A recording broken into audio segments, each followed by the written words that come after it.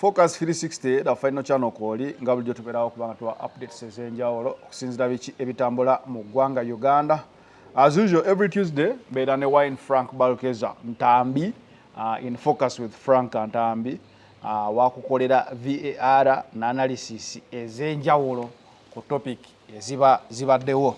Nga bulijjo Frank Sebo wange soko obuuze ku batulaba abatulaba n'abatuwuliriza mbaaniriza nnyo baganda bange ne bannyinaze abali ku mukutu guno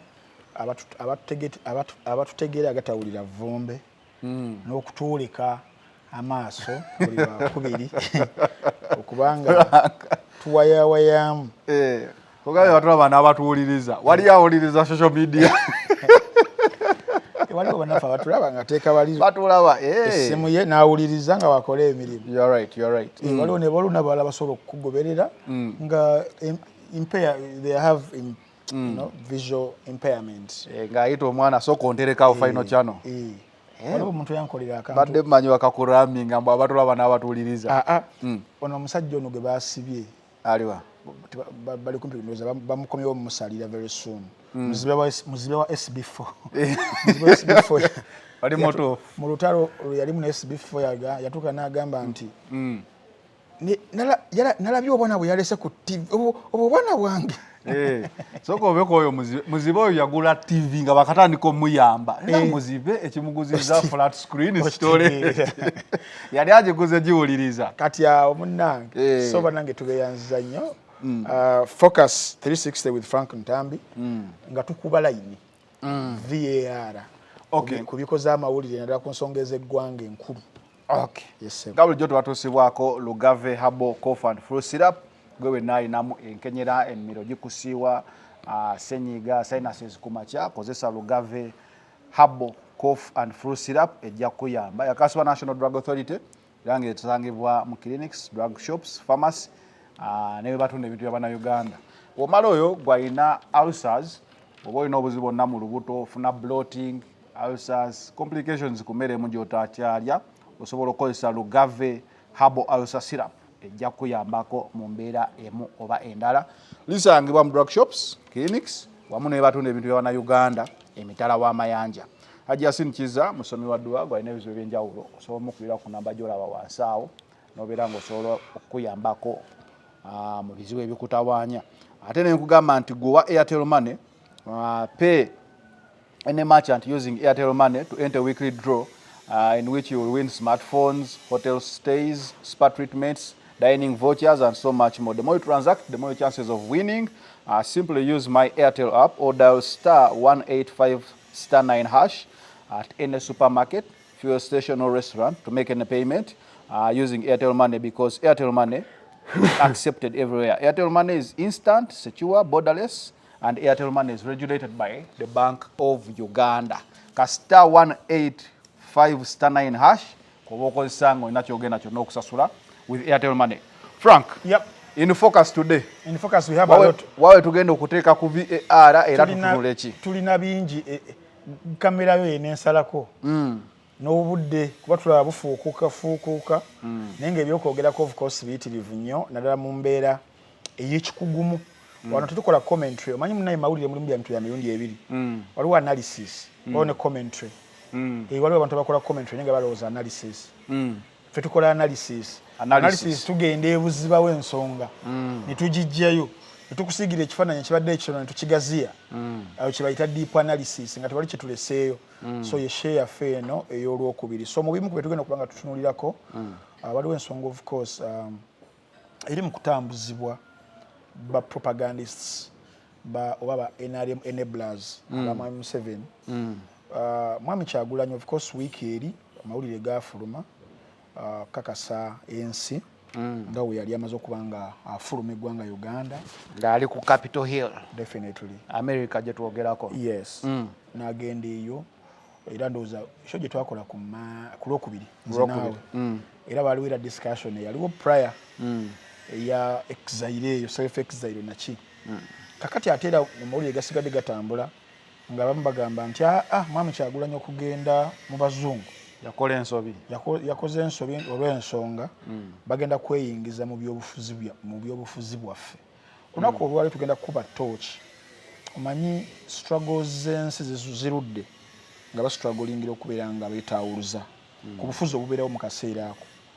Mwami Kyagulanyi tewali kintu kipya kyakola kitakolebwangako bantu bali kati ekibuuzo ekisinga okuba nga kyebuuzibwa lwaki ye wakikola bamuteekako emimwa okitegeera nga luli we nakuwa abagenda mu exile abantu bali tebabamanyi era we nakola share eyo debate ne bagiggalawo exile neggwa bagamba akasajja ate katutegedde kata ne kabizuulazuula kasita wangamba ne Mandela yagenda ku exile abantu abasinga baali tebakimanyi bali balowooza Mandela bamukwata lumu ne yamusindika myaka 27 naye yasooka kwetooloola okitegeera kakati olunaku olwali tugenda kutunuulira lwaki ebyobufuzi by'ensi bikyuse nga bizanyibwa ku global stage nti essaawa zino olutalo lwa Israel ne Iran lwaki America yaluyingiramu lwaki America alayiwa Israel lwaki abakulembeze abalala bangi nnyo bagezezzaako nnyo okubeera nga baddukira mu bannaffe abo ate ne double standard eriwo gye njagala okubeera nga I decipher to the people ekitayogerwa gavumenti ya Mwami Museveni eyimiriddewo nnyo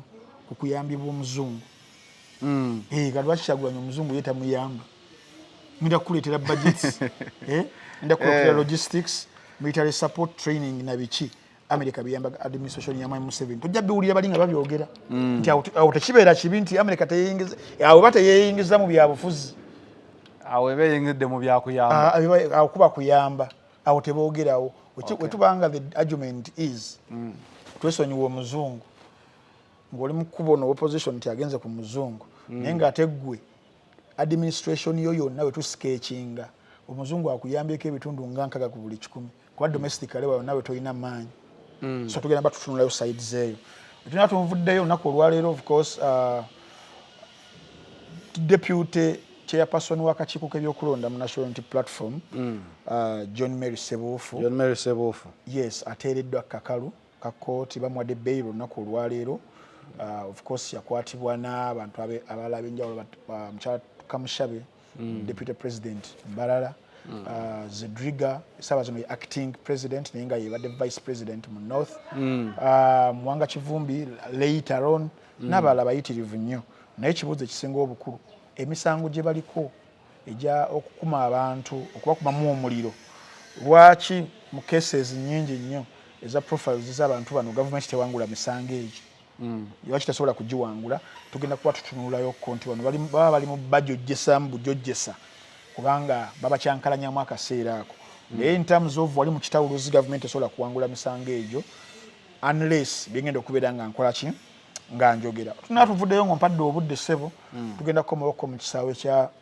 ky'ebyokuyimba ebyamasanyu copyright yes copyright yaweereddwa oba the bill yes the bill yapassingiddwa kaseera mpawe kaaga bajja kuba bateekako omukono omukulembeze w'eggwanga ifuuke etteeka how operational will it be definitely otugenda okugenda n'obufere obwetobese mu nsonga eyo okwagala okubba okuyitirivu kwetandisa okubeera nga mbuulira ensi onooba mukama wange era onzikiriza omanye oti yatya nnyo nedda ffe tuba ne bwino ntandika okwogera ebintu ebyo neeraliikirirako nogamba just olumu mbeera just nkubayokko maaso totya munange tambulira ku bwino otambulira ku bwino obeera safe nakulaba ojaganya nga bajjeweko etteeka lya computer misuse bandaba ku NTV naye nkulaba ng'ojaganya neŋŋamba naye omukulu tategedde nti we bajjeewo era lya computer misuse waliwo amalala mangi agasigaddewo waliwo erisigadde lya penal code naye akatobe tokyebuuzaamu lwaki bali baleese lino liri ate liruma bulungi lwaki oba olina okyewuunya so ojja kundika neegazanyize ku the final channel mbere nga mbulira abantu ku bufere n'obubbi obuli eyo sako n'emboozi eziddala ez'enjawulo ezitandise okubeera nga zifuluma waliwo olutalo lwa epas Eddie Kenzo David Lutalo ali awo waliwo comparison ya Joshua Baraka Eddie Kenzo awo no mu kuyimba awo waliwo n'olutalo lwe mwasiikuula wano ku Shalom 256 olw'amayinja awo olutalo nga lwakyukidde mayinja bubi nnyo bamuddiza amayinja okay yes katutandike yes tutandikire ku kya Bobi Wine okay ogenda mu bazungu oba America kibalabira ddala nti teyandireese bantu abo kuyingira mu internal issues zaffe era abakoze bubi nnyo. Yes. Nalabyeko Eddie Kenzo ng'akootinga nti abantu abo baleeta ne bajja bayinza okwagala okukola ebintu nga tebamanyi biri valuable ffe bye tulina. Yes. Obutamanya buba bungi mu bantu. Obutagoberera, obutafaayo, obutabikula bitabo. Politics and advocacy. Nti essaawa zino mu modern politics bizannyibwa bitya. Politics ebyobufuzi ne advocacy because Mwami Kyagulanyi kyaliko eri ali mu kuadvocatingira ku bintu ebibi ebiri mu kubanga bikolebwa wano biyinza kukyusibwa kitya ate nga politics essaawa zino waali nti ali ku nga we nagambye ali ku global stage arena wali mu kubeera nga azannyibwa. Politics olunaku olwaleero in fact sina olunaku lwaleero ekyasa ekya21 21st century definitely oba oddayo paka neeri mu post colonial independence ng'ebimu bitwalimu politics yakyuka nti takyali confined na domestic borders. Tuddayo paka mu Cold War yo yonna politics yakyukira ddala wona nti kati globally ensi ebeere kutaddeko amaaso yensonga lwaki ensi olunaku olwaleero buli ensi ebeerako omukago gwe yeenyigiramu. Tubeera mu region yaffe ya East Africa tulina omukago gututwala. Tugenda ku Africa tulina African Union luli yali OAU. Otufuluma continent yaffe ne tugenda mu mikago egy'enjawulo omuli ogwa United Nations n'emirala emiyitirivu ennyo okubeera nti n'ebizibu byaffe tusobola okubeera nga banywanyi baffe basobola okubeera nga batuyambako. Yeyo engeri ebyobufuzi gye birwanibwamu gye bizannyibwamu rather yeyo engeri entalo gye zizannyibwamu. Mu 2011 ojjukira bulungi nnyo Libya nti ensi eyalumba teyali nseemu kwali kwegatta okwa super powers nga bayambibwako amagye ga NATO agatakolebwa nseemu okubeera nga bagenda balumba olwa interests zaabwe ezaaliwo mu kaseera ako. Bwe bankozezaayo emabega mu World War eya sematalo eyasooka owokubiri ng'awedde amawanga geegatta mu mikago egy'enjawulo okubeera nga balwanisiza ddala omugirimaani n'okubeera nga bamuvunaana ku misango emiyitirivu gye yakola. Mu sematalo eyasooka zi Vienna conferences ozijjukira ezaatuula. Kati politics Mwami Eddie Kenzo obanga yayogedde ebyo kyannaku nnyo nti siyinza kumunenya nnyo kubanga tamanyi byafaayo kuba teyali mu capacity kubanga abisomako.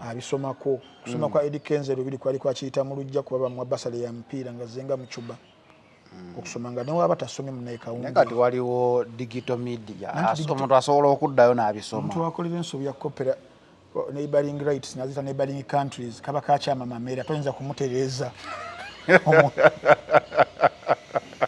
omuntu wa toyinza kumutereeza neighboring rights sewo omuntu wakolera ereeyo ayi najja n'agamba nze bulijjo mmanyi kyekyo katoyinza kumuzza mu politics wa World War II, Cold War. Toyinza kumujjukizaako omuntu bw'atyo nti Mahatma Gandhi mu ggwanga erya India we bali balwanirira obukulembeze bwa India okubanga yeetakkuluza ku Mungereza. Mahatma Gandhi yennyini ne ba leaders abalala abali mu kibiina kye bali bayita Indian National Congress baawuliziganya ne bannansi mu ggwanga erya Bungereza okubanga bafuna opinions zaabwe ku kikyali kikolebwa Abangereza mu ggwanga erya India n'okubeera nga bayamba okubeera nga bafuna international media okwadvocatingira rights zaabwe lwaki bali beetaaga obukulembeze. Ebyo toyinza kubigamba Mwami Musuuza subira muno abimanyiko nekkulu n'emu okubeera nga making opinion eyo oba okitegeera. Kakati tosobola kumujjukizako nti Nelson Mandela mu biseera bya apartheid ANC African National Congress baalobinga mu ggwanga erya USA erya UK ne Europe era nga baagala sanctions zijjire ku gavumenti eyo yaliko era munnange international trade ne investment ba withdrawinga okubeera nga bainvestinga okubeera nga batradinga ne government ya apartheid mu ggwanga erya South Africa. Era byezimu ku nsonga eza pressurizingire ennyo ng'eggwanga liri mu kubanga libagwako okubanga bagenda mu compromise okuta Nelson Mandela 1994.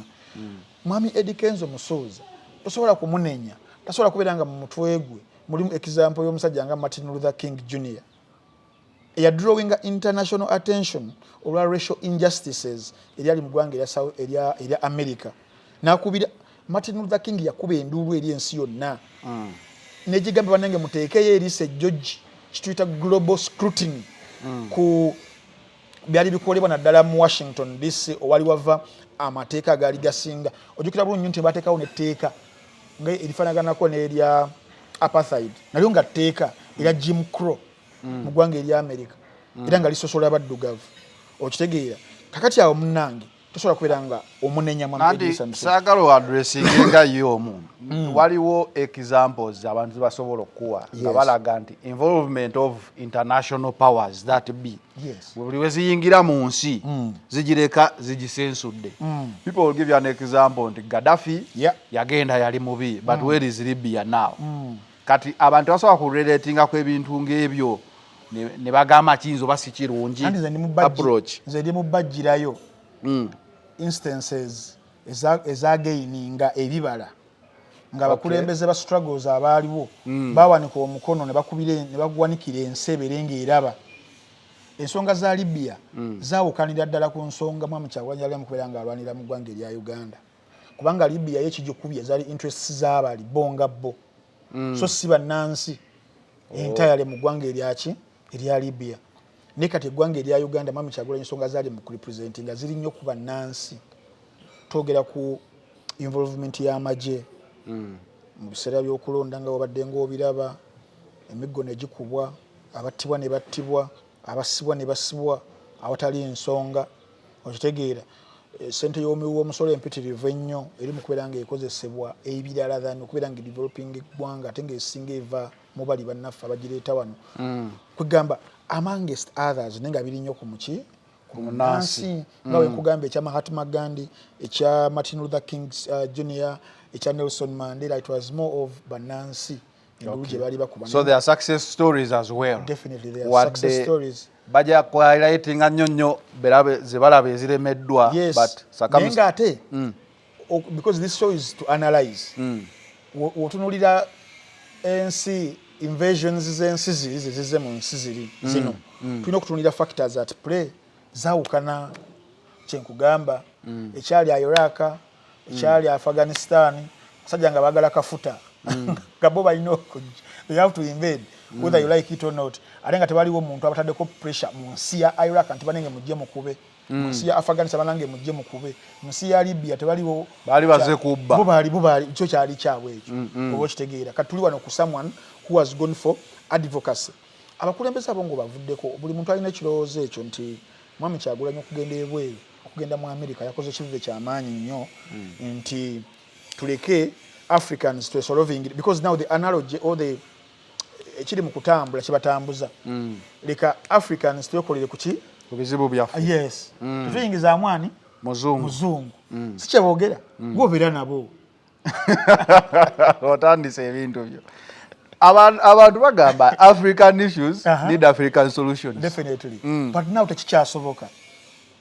Omuzungu genda mu buli nsi omuzungu gye yafuga omuzungu alijja okubeera nga yayita mu buyisi n'agenda naye tetwefuganga. We are still partly and largely dependent ku muzungu ku by'omuzungu twava ku colonialism ne tudda ku neo-colonialism. Kano niyo biyinza obutalabikana nnyo ebyo nga cultural influence nga ki kati waliwo ebirabibwako like supporting ayagala you are depending on them. Togera ku African sitting presidents abali mu mawanga ag'enjawulo tugenda mu ggwanga erya Uganda when you say let Africans solve our problems African problems let Uganda solve Uganda. Yes their problems but when mu ggwanga erya Uganda lennyini we tulimu nga you're receiving from the USA mu areas nga security operation I mean security cooperation like training kwekola kyokutendeka and joint exercises between eggwanga erya America n'eggwanga erya Uganda our military army they are giving us assistances in terms of training they are giving us assistances in terms of logistics they are giving us assistance in terms of funds okubeera nga nabo tubayambako okuba assistingira mu operations eriba extremist threats baabwe mu region now that is called what involving muzungu. Definitely because now we are into a reciprocal procedure but wabiri naffe ne batugamba tubayambeko ne tubayambako kakati munnanga ffe ebizibu yaffe tuba tubyemalidde ffe nga ffe أعوذ بالله من الشيطان الرجيم بسم الله الرحمن الرحيم السلام عليكم ورحمة الله تعالى وبركاته nze Haji Yasin Kiza omusomi w'eddwa nkola ku misango bbula ly'abaana gwa yalimu okuzaala abonaabona anoonyeza obufumbo n'obutambulamu emirundi gyonna akaabya obwavu atalina mulimu ebizibu eby'amaka eby'emmaali omukisa yagenda ebulaayo okukola toyina mirembe toyina mirimu nsangibwa lugalambu ku lw'ejjinja osobola okukuba ku nnamba ezo ali ewala osobola oyita ku WhatsApp ku namba zange ezo zolaba ku sikulini yo ezirinda kontoli z'omu America okubeera nga agiyambako mu region okubeera nga tumugirawo threat lwaki tetugamba nti ffe threats zaffe katuzeemalirize ffe nga ffe lwaki omuzungu yamala okusindika wano tugende ku region tumukubire al-Shabaab okitegeera ekyokubiri tugende mu developing funding obadde omanyi programs ez'ebyobulamu bulakuba obeere n'omukono ebintu sente ziri mu kubbibwa wali ku high level toziraba obeera mukono neweebaka n'okuba amatafaali go n'olima tukuba amatafaali g'ebbumba weebale nnyo nti endwadde nga siriimu endwadde ng'omusujja ogw'ensiri kontro yaabyo entayale ebadde yemiridde nnyo ku America singa olaba programu ya USAID that aid from the United States of America and the areas ziba prioritizing okubanga bayamba kubuyire bali ku military health weeryawo education weeryawo ne civil society development ne groups eziri awo then ne infrastructure investment awo wona mu America kati tuba twemalidde ebizibu byafaawo lwaki tugamba katubyemalirika wetudduka omuzungu oyo wanaaba tuwadde ebyo because ekiri mu kutambuzibwa nti omuzungu wajja n'ayamba ku mukulembeze mu nsi emu afuuka papeti we afuuka papeti n'amulagirira ebyo ki ebyobugagga byaffe byonna n'atwala n'ebyokukola but ffe zino funds ze tufuna obuyambi bwe tufuna obw'engeri oba logistical oba ssente oba training oba biki tebugirako olowooza conditions ezigirako baba byabwereere bijirako kye bayita strings attached definitely kati oba toli puppet already in practice singa bali bakuwa wigwe ne wekulira kyoyagala kyonna that is the reason why otuba tulina ebizibu bitukoze domestically batusako sanctions because they are helping you here and there you're feeding off them so you cannot deny their sanctions when you are feeding off them. There is no way you can say that you can be a sovereign country who wants to protect its autonomy, but then when you're feeding off the external powers, kirizo bagana by practice bajja kweyingiza mu ngeri ogenda okwadministeringa muki ensiri kibeerange essaawa zino nga ogenda kuwasa embaga onowasa embaga oba ogenda kubanga atawasa embaga okusinzira wenda bwe byaba mirembe we bitambula yakuwasa embaga sijja kuwasibwa mbaga webale nnyo kati mba mugenda okukola embaga nga toyinaamu ssente musajja wattu ntambi oba sekanjakko munaye ng'otandika okuyisa ki meeting wezijja mutandika okutula mutudde ku Lishi Resort Hotel ekisaasi nga munnange muyisayisa budget nga ntambi awanika omukono agamba nze banaye muganda wange sizanero tuvudde wala ku the final channel ente gindekere nga sakozi awanika nti bannange osaba bw'omucere 10 bugudde wali n'omulala ogenda okulaba nga mu weeks 3 nnyo Robins mikwano gyo ba contributing de kuki kumbaga ebitundu nga 9 ku buli 100 omukolo ogwo mu nteekateeka yaagwo osobola okubagoba ebbali awo ino babooza bingi obabuuza venue bakubuulira essaawa ze banaasobola obaawo webale nnyo bayinza n'okukyusiza date kyembadde ngenda okukugamba naye singa gubeera sente zo wasobola okugambako okitegeera definitely so ne bino ebyobufuzi bwe biti webiri kasita omuzungu twamusigaza nga akyatuwa obuyambi akyatuvugirira tukyamwewolako omuzungu tumwewolako ne sente zitulema n'asonyiwa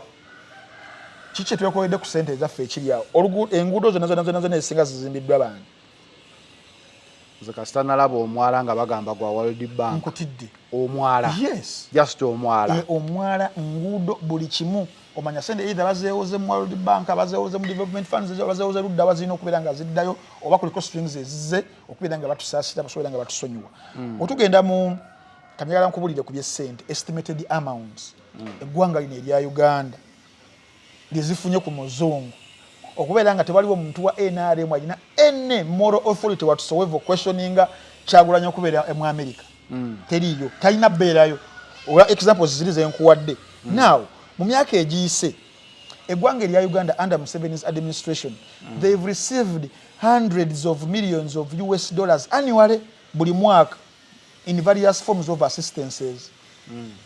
Sente zosenganze kubuli ogenda kuva ku state one ne kanzireke zireke petirivu ojukira program yabayita PEPFAR yali ekola ki PEPFAR yo program yali providing a significant budget support eri HIV AIDS care nga batuwa miliyoni 3 buli mwaka eza dola for that. USAID you said no tujita is supporting Uganda mu sectors in agriculture, education, governance programs with tens of millions of US dollars buli mwaka ne mu health definitely. Kakati corporations za gwanga ya Uganda ne America zibadde ziri very public. Era ne sawa zino they are still negotiating for others ku government level waggulu. Era abagala okusoma annual reports jeziri you find these things okitegeera. Kakati Kyagulanyi wabagenzeeyo nabagamba look guys eggwanga ya America mwetwala nti nno muyimirira ku nsonga zino of protecting violation of human rights kubanga n'okuyamba muyamba ne programs eziyamba because now there are several programs eziyamba kulwanisa eddembe ly'obuntu human rights initiatives ezenjawulo nakyo byonna mu ggwanga erya Uganda gyemba nze mwami Kyagulanyi this and this happened. Can you blame him? Abakubira nga ddukidde mu nsindala nga tewa Uganda buyambi waligambye nti omusajja abadde ki oba okitegeera otugenda mu ggwanga erya Kenya tekiri mu Uganda yokka mu ggwanga erya Kenya era America ekola kyekimu by receiving a military cooperation era also still for regional peacekeeping by receiving investment in energy and tech sectors by receiving health and educational programs sente epitirivu ennyo Nigeria kyekimu Ethiopia kyekimu and so many other countries so still Africa ekyali nnyo ku master omuzungu. Definitely we are yet kiri kye wadde oŋŋamba we are yet to solve our own problems domestically. That is why the moral question of sovereignty and autonomy of our country is still in question.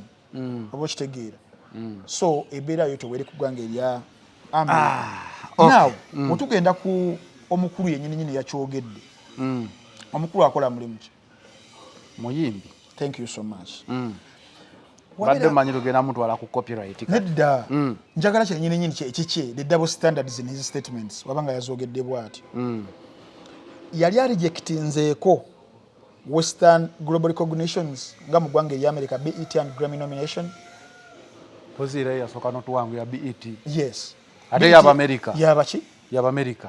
Grammy yaba ki nomination? Yaba America. Yes. Singa wabadde watuukawo akaseera ye ne bamunomitinga n'agamba nze bannange. Don't involve me. They don't involve me. Mu byammwe kubanga African problems.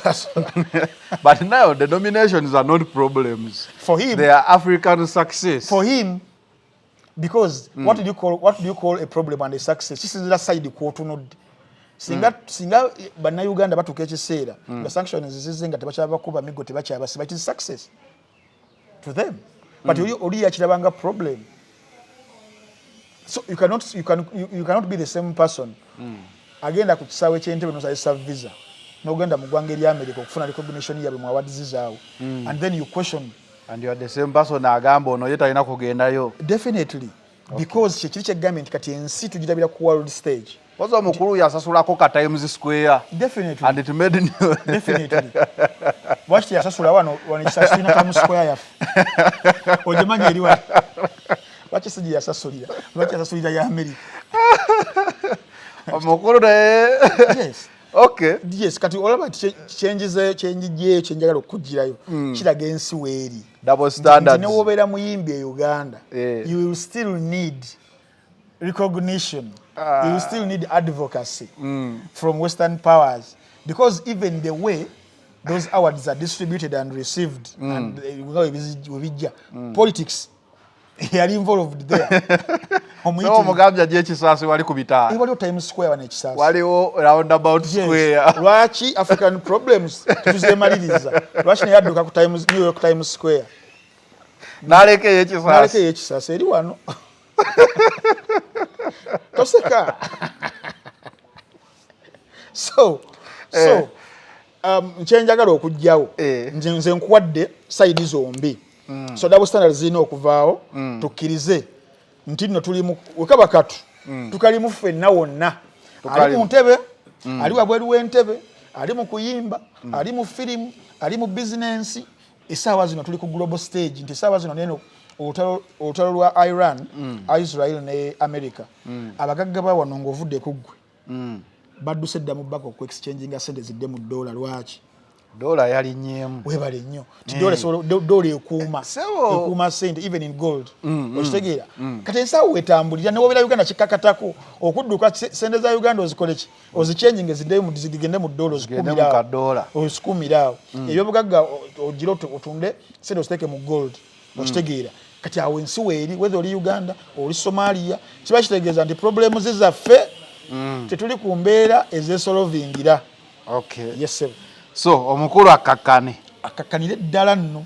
Okay. Yes. Tugende ku copyright. Ate gundi Sebuufu. Yes. Sebuufu wagambye bamutadde. Yes Sebu. Sebuufu John Mary Sebuufu. Yes, yateereddwa oba ateereddwa olunaku olwaleero saa zibadde nga 5 ne bamuwa kadola kanaatera oyingira 3 olwo. Kati okuba ng'olinawo ssente zo nga milioni 2 eza Uganda n'ozikyusa ssente ne zisigala eyo oba mugagga. Neraba gye kavudde ku 3 kambusa leka kyayambuka kayinza okuyingira 10,000 oba 3 olwendo naye nayo kadola ke nkakyuse kadola kagenda ku 3 kanaatera oyingira 4 senga olutalo lweyongerayo ko omwezi kajja yingira 4 kati gwe sente oba wazisigaza mu currency ewaka value ebeera ntono kati abasinga bonna abagagga ne muno mu Uganda mwebali abategeera ebyo ebintu nga bazikyusiza dda mu dola kati awo ensi wetukola ki ensi weeri. Now olunaku olwaleero John Mary Sebuufu yakwatiddwa yateereddwa bamukwata noza tetunaba nagenda mu kalulu bamukwata ng'enkya kulonda yawangula akalulu yawangula if I'm not mistaken. Okay. Yawangula.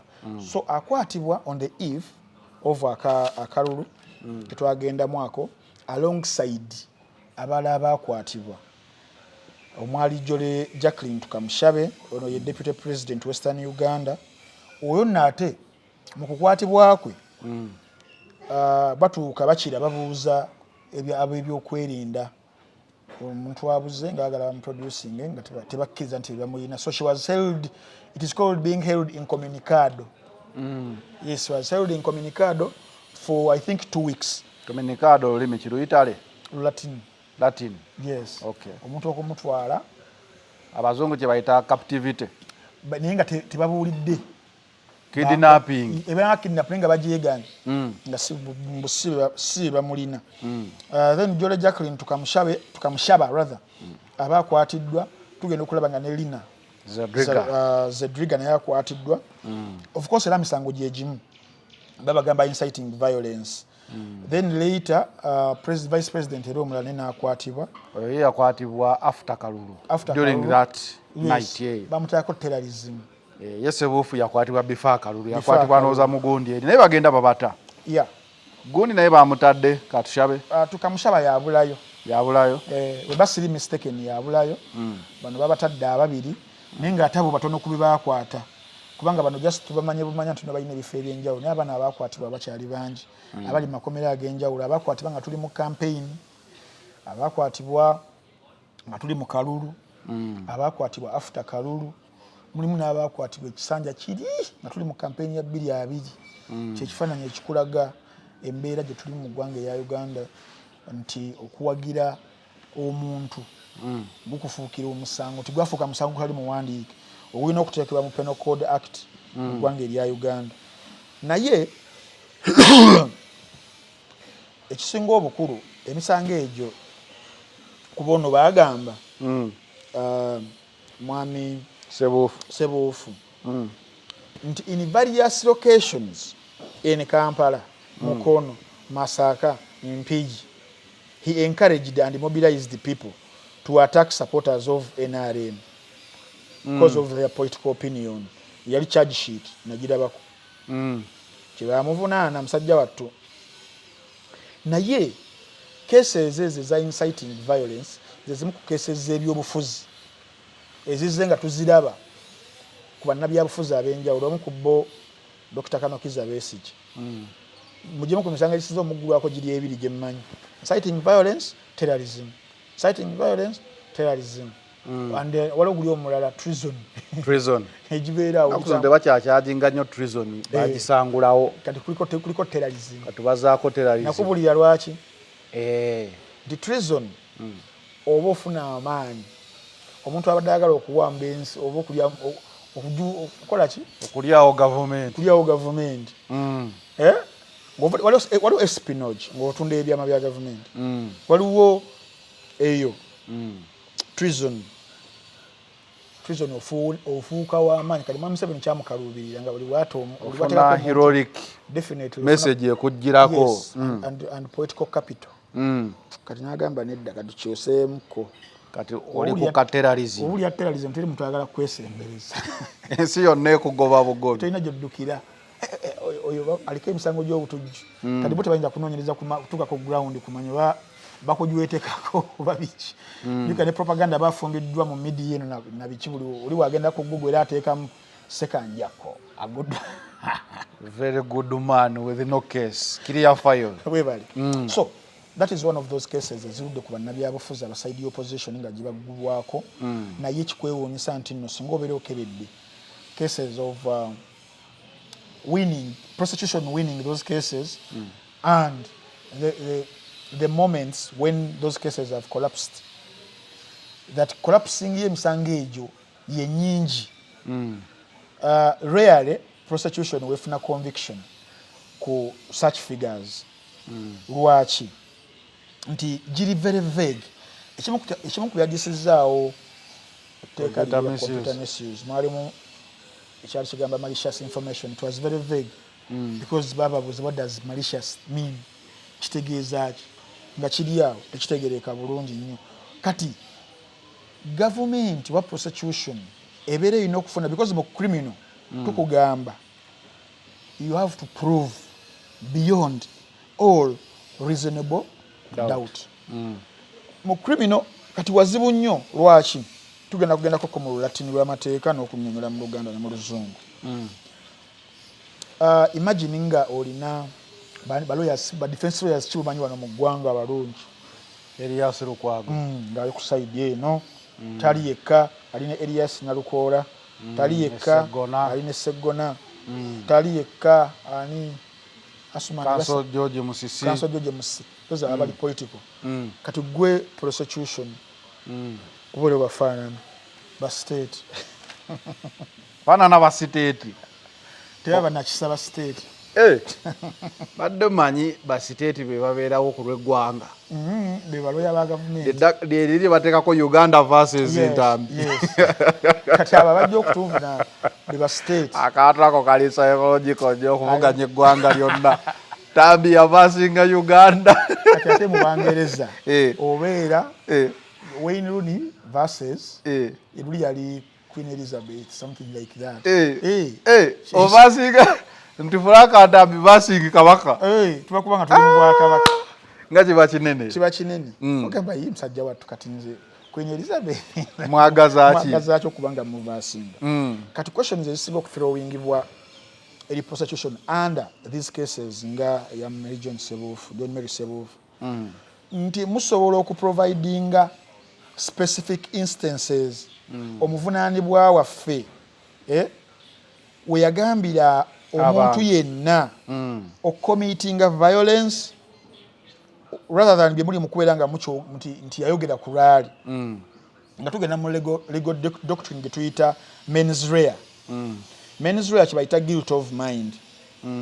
Guilt of mind kirina mu misango gino emirala gyonnaffe egituvunaano era kyekimu ku ingredients eziri mu penal code misango nga criminal defamation gye tugenda okudda emabega lwaki prosecution kibayinza okutukolanga kukutwala ku bail remand rather tubaye kubanga mu mens rea the guilt of mind ekibuuzo explanation egamba nti for crimes emisango ng'okukuma mu bantu omuliro incitement prosecution must prove the defendant avunaanibwa had the intent to cause violence that is for you the prosecution to do what? To prove. Mere speech nti yayogedde bwogezi or expression of opinion without intent does not satisfy the criminal intent requirement. Kyekirine mu criminal defamation. Tijja kwogerako ontwale naye nga prosecution oba state alina okuleetera kooti okuprovinga nti nalina intent okukozinga okuvuma omuntu oyo ekibeera ekizibu. Tugenda mu maxim gye bayita nala crimen sin mens rea. Ekifuba kikulemeddeko kikusiiwa kiraakira tekikutuka obussa bubi naawe alina ssenyiga nga takuggwako kozesa Lugave cough and flu syrup ate gwe alumizibwa alusazi nga zikuyisa bubi ofuna ekikeeto oba gaasi mu lubuto gwe kozesa Lugave alusa syrup musange mu pharmacy ne drug shops zonna lyakakasibwa National Drug Authority. Out a guilty mind nalam crimen sin mens rea. Nga kyali kiraga kiba kibayita amateeka gano ne doctrines ezo principles ezo zigayidinga court okulaga nti no general speech is not automatically criminal and intent must be proven.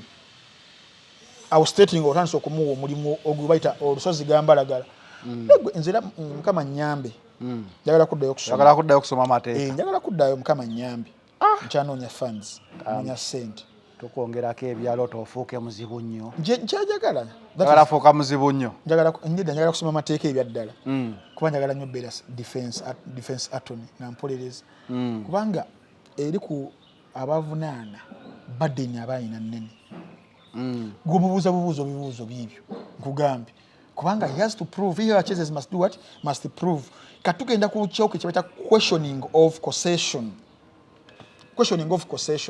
kibazibuwalidde nnyo prosecution okubeera nga baconvictinga abantu nga tubuuza can you show that any actual violence occurred directly because of accused's speech and not due to other external factors?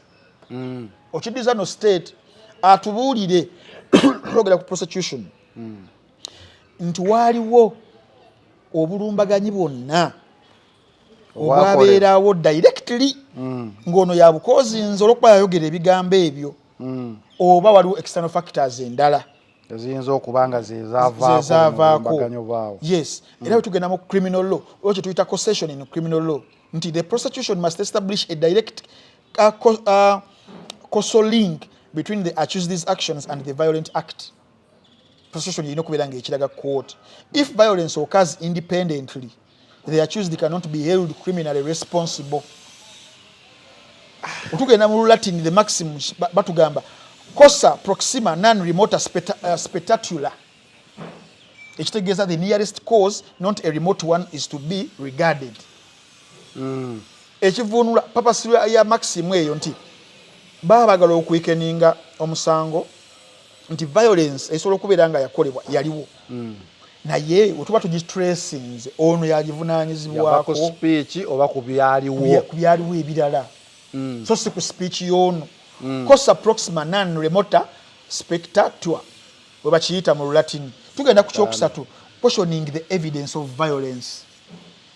Otugenda maximum egamba el incumbent probatio qui deceit non qui nege nze siri wa Latin era topic eyo sebufu yavuddeyo tumusabire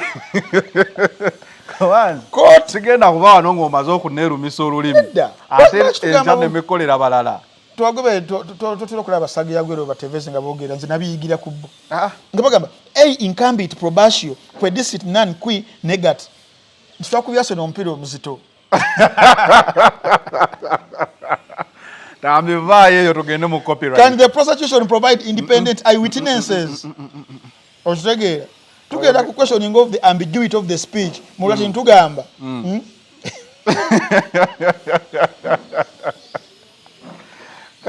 kale kankujjeyo simanyi oba enkuba yeekutabudde omutwe oba byoyogera ddala byebyo abasoma Olulatin oyogedde luzungu sibitegedde singa waliyo akafayiro konna akatambula ku lulimi omusajja lwakozesezza olwaleero sivunaanyizibwa kati kyenkugamba nti wali onas edda ku prosecution nga bagibuuza ebintu bino biba biyitirivu ntegedde leero nti sisobola kuba siteeti kyekugamba sagala ko abasajja bakuba ebibuuzo mu byoyogera atojjukira oyongera kubawa birala byakukuba n'okukubamu ebituli niwoba olese eyewitness tugenda mu questioning the credibility of the witness are the prosecution witnesses impartial and independent or are they affiliated with the ruling party kalengera witness nga balese wa police iwa police yabaddewo n'alaba naye ng'ebiraga police ne NRM bali wano weewati okitegeere yes because legal doctrine yegamba mu Latin falsus in uno falsus in onibus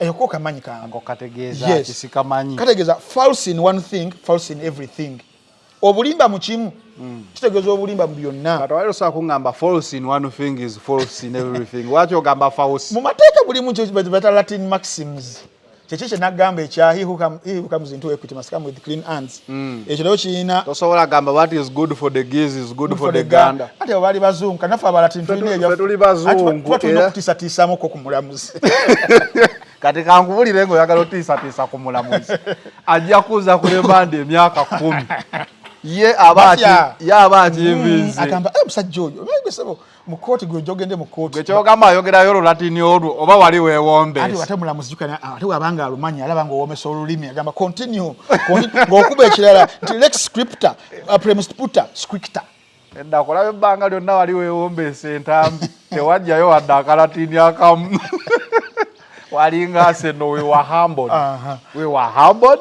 awo toyogera netukkiriza anti gino ng'oli ku bbeiro nga bakutadde ng'awoza ku muliro ngaye twatandisa okugamba mutulinde mu secondary awo ng'eringa etaatuuke webale so kirungi nti yateereddwa ku kakalu yabagenda mu kuwoza gavumenti egenda kusinga musango ogwo olwa questions z'enkwade ezij'okubuuzibwa ate nga tebazirina era we baba balabye aba government yes bagenda mugamba gola ikintambi chovola bati bo politically government yebala ebintu bino kusigaza kwa limando okumala ebbanga toberanga ali ku kibonerezo okay kyekiri kuba Eddie tiba Eddie guli ogwasooka ne Nubian they were never convicted but bali ku limando almost for 2 years kyekyali ku bali abaana baani bambi ono omwana ow'obuwala bambi baddamu ne Olivia Lutaya nti batuuka ekiseera nga balina bateekamu plea bargain bakkirize bukkiriza misango naye nga prosecution state nga tesobola kufuna evidence basingisa misango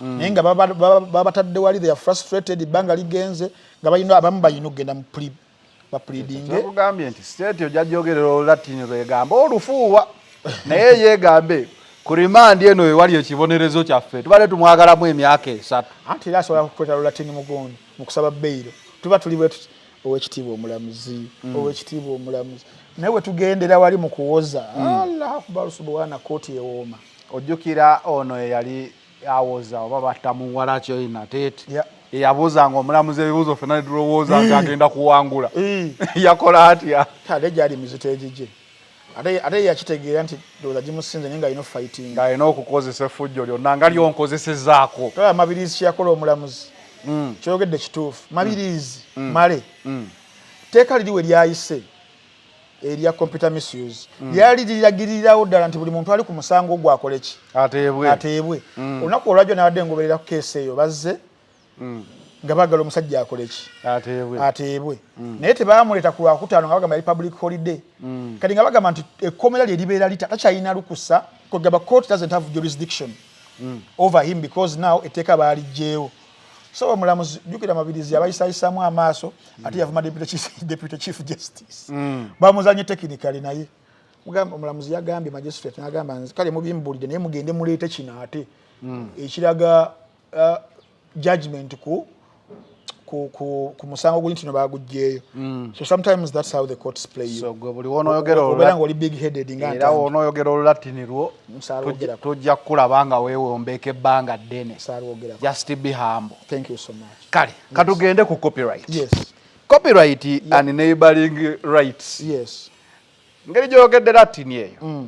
Let's first help the people. Yes. But again, what are neighboring rights? Ekisooka kati wano oyizeemu ku mateeka ate oli wa art. Yes. Kitegeeza bwe tunaatuuka okunnyonnyola omukulu yagambye neighboring rights, neighboring countries.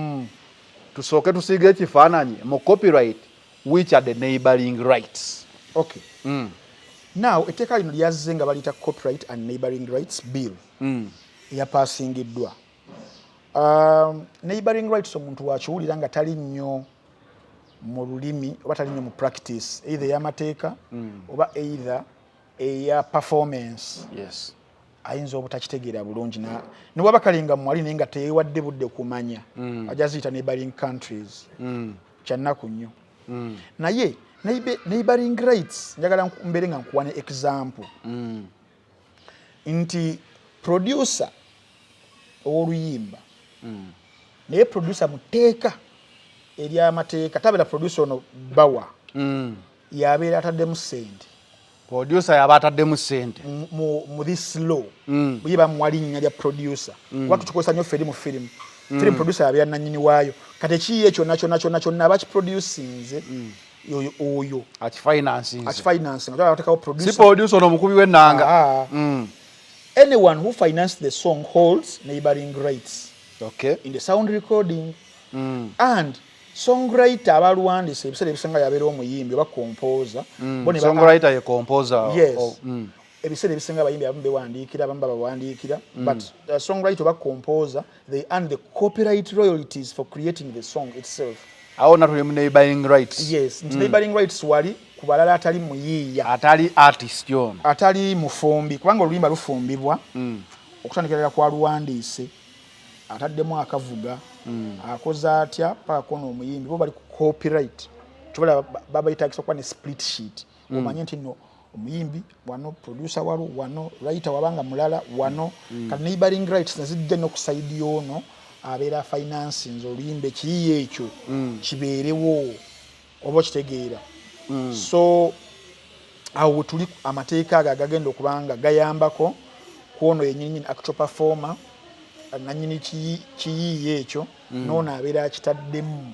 So neighbouring rights zisobola okukola obulungi omanyi twagala nnyo okukozesa examples. For example DJ Shiru. Yes. Alina ennyimba zo ba 6 and Roger. Yes. Naye nga si ye muyimbi. Webali. Ye nannyini luyimba yafunye kamiliyoni we kiggwa leero. Yes. So mu copyright tujja tunulira erinnya lya kamiliyoni. Yes. Nti ye artist. Yes. Naye abawandiika abafinancing abakwata video bafunirawo mu neighbouring rights. Yes. Era baziyita awala baziyita related rights eziddako oba kitegeera amateeka ti performer embadde nkugamba wali musician singers actors producers awo then eno bana abalala bafuna ku the related rights nimubeera nga mwena mukola ki mufunako oba kitegeera so kyekyakiisa ekyo mu mbeera eyo tiba authors copyright then namwe abalala nimubeera nga mulya ku side buli omu alina percentage. Definitely. Ani asinga ofuna wa neighbouring oba kisinzira what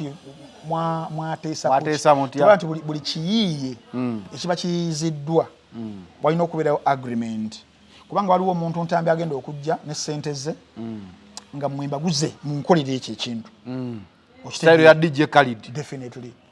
Nga rights za copyright zigenda kubeera wange ate neza neighbouring zibeere nga ziri wange mwembajjeemu naye nga musobola okufuna ku royalties entono musobola okufuna ku performing rights. Definitely. Ne mugende gamba oluyimba ojja luyimba naye senga oluyimba lukwatayo kampani ze kufuna kalango. Yes. Awo mulina okudda ewange eba yange master nza owninga master kati nga record label record label yesobola okubeera nga gwe kusigazza ku performing rights zokka okitegeera naye sente endala nti sente ziba zigenda ku radio royalties ezo nakibe wadde kale saawa zino bakyawuddemu tubabeerawo split sheet mu royalties ezo nobeera ng'ofunako buli omu ng'afunako kale tebayagala buli omu abeere ng'aviiramu ki ng'aviiramu awo naye ku sente nnene Franka konyonyodde kali wano azawi alina oluyimba ennyo ntawe ennuma nenenenenene kati awo swangizi bizinesi gyejja kasana tenga masava tenga gocha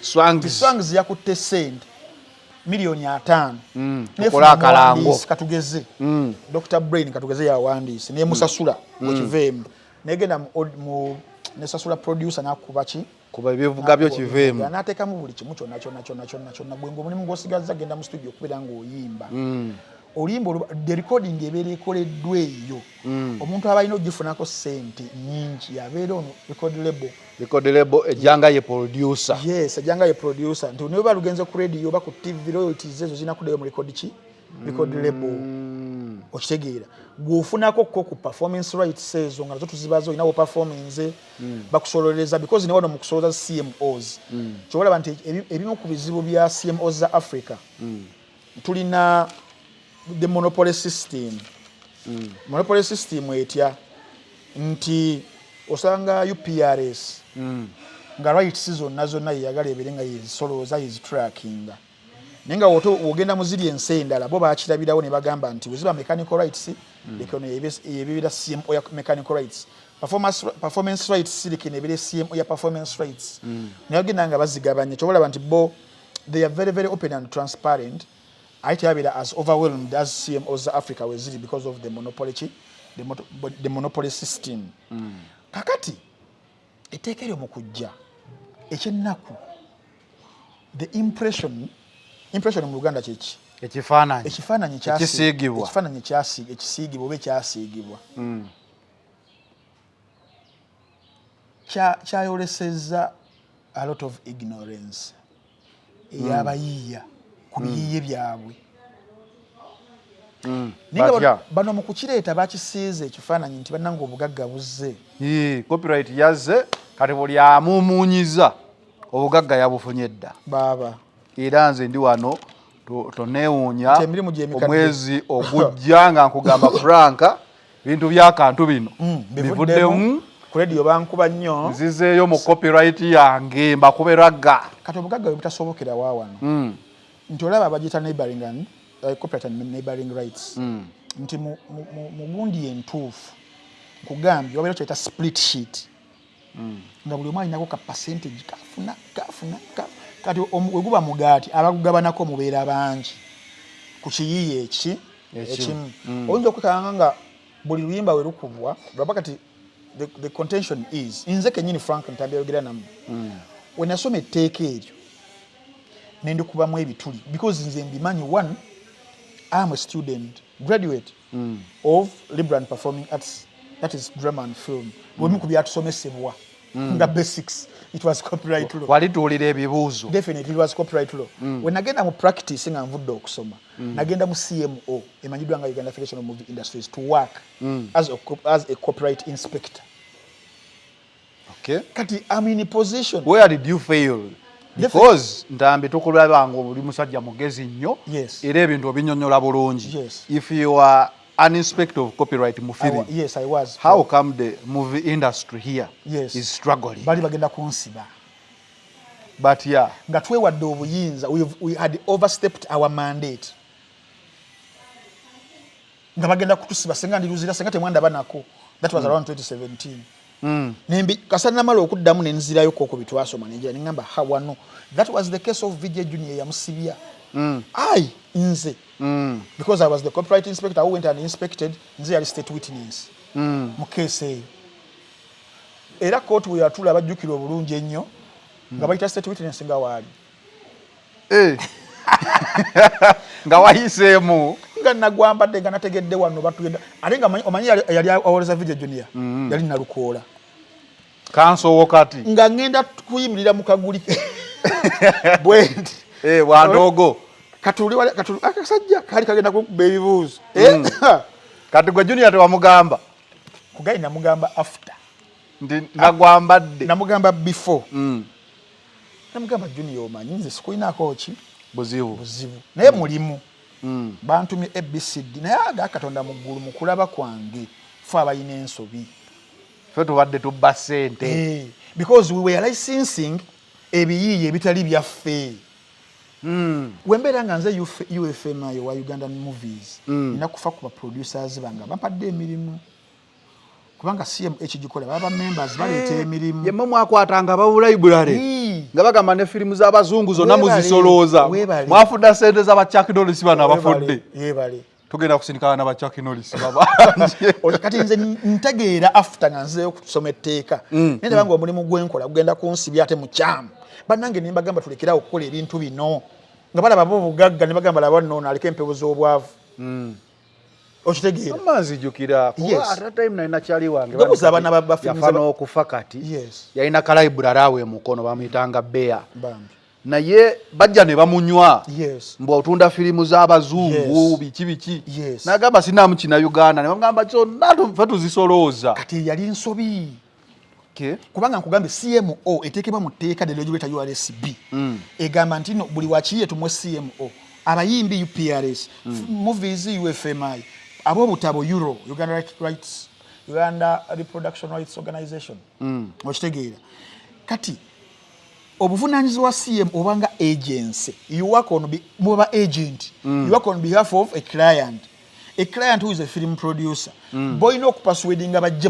mu collecting society yo obabangize wakazabu ogira license abagenda ogikozesa. A'udhu billahi minash shaitani rajim. Bismillahir rahmanir rahim. Assalamu alaikum wa rahmatullahi ta'ala wa barakatuh. Nze Haji Yasin kiza omusomi w'eddua nkola ku misango bula ly'abaana gwa yalimu okuzaala abonabona anoonyeza obufumbo n'obutambulamu emirundi gyonna akabyo obwavu atalina mulimu ebizibu ebyamaka eby'emmaali omukisa yagenda ebulaayo okukola toyina mirembe toyina mirimu nsangibwa lugalambu ku lw'ejjinja osobola okukuba ku namba ezo ali ewala osobola oyita ku WhatsApp ku namba zange ezo zolaba ku screen yo firimu ze mwasalasalanga gw'ogwambala kati ngwambala lwaki etteeka nga litulagira because the regulations ezitambuza etteeka tulina okupasuwedinga abaproducers batuleetere ki emirimu tujiwa abagenda ogikozesa tubajjeko tubawe license sente ezo tubenga tuzidistributinga mu producers abatwadde ki emirimu gyabwe so mu bumpimpi mu bwangu you work on behalf of right owners kati fe because ba producers ba Uganda batulabanga tuli bafere mwali bafere zinali mukozi nsonyiwa kama bafere wali wakava mu ssomero weeyiya oze n'ebitabo byo ku university nga nnonya mulimu nga mnaye kiyawo mazo osomye business wake kola ku URA wali mugezigezi kati nze nali mukozi ninga bakama bafere kati ba producers ni bagano tuachi emirimu gyabwe yabana Uganda ne bagitugana ogituwa kati fe tugenda muteeka entugamba anti kati teeka itugamba piloted work tulina okumujjawo bikoze bitya kati licensing buli atunda film fa bagivunaanyizibwako neza abazungu ne muteeka omu ezitali zaffe kubanga tulina member n'omu muzungu yatuwa mulimu so we overstepped our mandate kati byombi buuka ne ngamba wano sola beera bagenda kunsiba emyaka 4 nengwambala tebereza kama bangi ne bawandiikira ebbaluwa ne bagamba mu stopping ekikolwa kino ng'obudde bukyali ne bagaana we bagaana nange ne turning against them ne ngende wa VJ Junior ne tubalwana era ne tubalwana tukola n'ekibiina ekikola ki ekya advocatingira for abatunzi ba firimu ne ba VJs naki naye basigala bakola vice eyo kubanga bali balina okufuna awokusololeza nenga yete balina wax bano bazibamye nkola ya UPRS because I remember when I was at radio nga UPRS egamba naliko 100 ngegamba nemba mu kwa nyimba z'abazungu nazo fe tuzisolooza fe tusololeza Beyonce akasente ke tumala tukamuweereza Nicki Minaj n'akafuna tebakaweerezako n'omulundi n'ogumu tebakaweerezaako n'omulundi n'ogumu UPRS is a gang of thieves nyimirira ku magulu gange nekidefendinga lwaki